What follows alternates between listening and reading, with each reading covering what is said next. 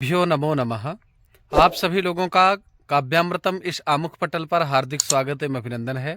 मित्रों, आज पुनः इस नूतन वर्ष के उपलक्ष्य में, यद्यपि यह हम सभी सनातनियों का नूतन वर्ष नहीं है, यह तो पाश्चात्य सभ्यता के कुछ जो महापुरुष थे या पाश्चात्य परंपरा के जो अनुयायी महापुरुष हैं, उनके द्वारा इस परंपरा का निर्वहन किया जा रहा है। आज बड़े हर्षोल्लास के साथ वह इस नूतन वर्ष को मनाते हैं।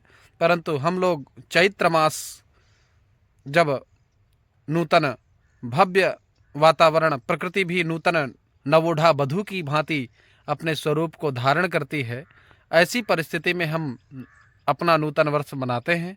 अभी तो इस नूतन वर्ष में कुछ नूतनता परिलक्षित नहीं होती है, लेकिन हमारे चैत्र मास में होने वाले नूतन वर्ष के उपलक्ष्य में पूरी प्रकृति नव्या भव्या दिव्या परिलक्षित होती है। तो ऐसे भव्य पर्यावरण में, वातावरण में नूतन वर्ष मनाना आवश्यक है और उसका नूतन वर्ष का कुछ महत्व भी समझ में आता है कि जो वृक्ष हैं वो जीर्ण शीर्ण प्राचीन पर्णों का परित्याग करके पुनः नूतन पर्णों को धारण करते हैं। नई फसल भी आती है और मौसम या जो वातावरण होता है उसमें भी परिवर्तन देखने को मिलता है और विविध प्रकार के और भी परिवर्तन हैं जिनको इस सामान्य मंगल कामना के अवसर पर इसको विस्तार रूप से व्याख्यापित नहीं किया जा सकता।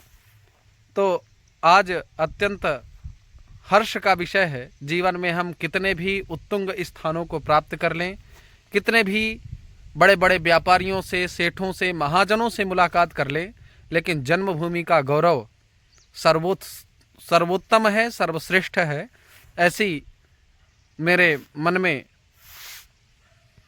स्वाभाविकी प्रवृत्ति और धारणा रहती है।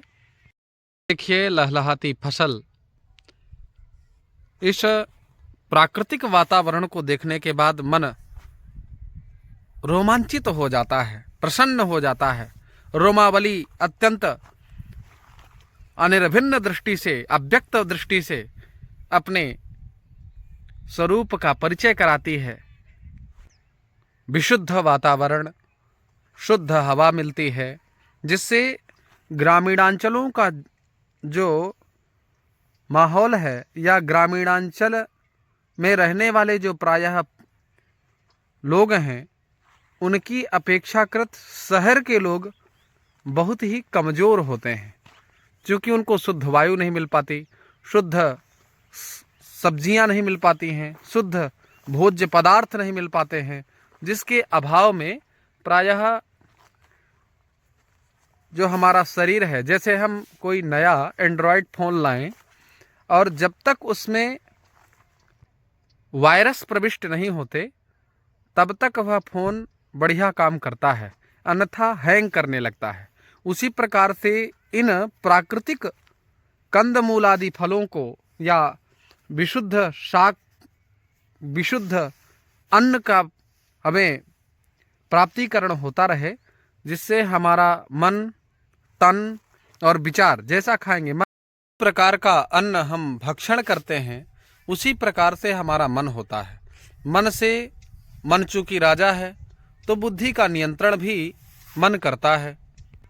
जब शुद्ध अन्न मिलेगा तो हमारा मन शुद्ध रहेगा और मन शुद्ध होगा तो बुद्धि अच्छी रहेगी, बुद्धि अच्छी रहेगी तो विचार अच्छे रहेंगे, विचार अच्छे रहेंगे तो नित्य नवोन्मेषशालिनी बुद्धि प्रतिभा जो है, उस प्रतिभा का आपको प्रभाव दिखाई देगा।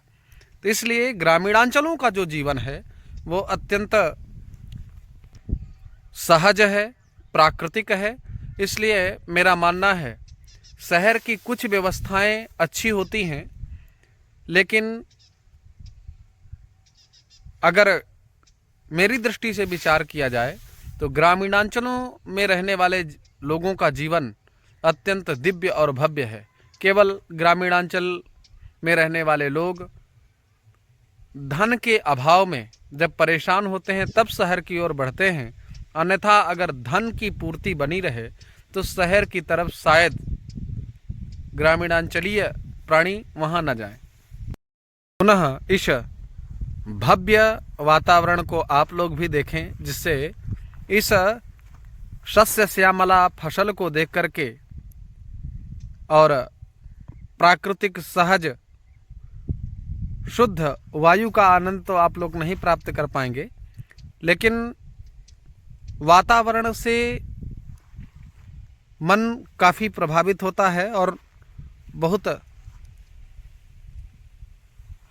सुंदर प्रतीति होती है, जिससे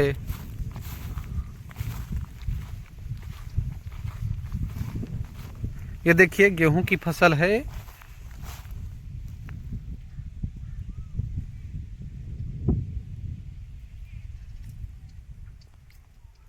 सुदूर क्षेत्र तक पूरे परिसर में आपको गेहूं मिलेगा।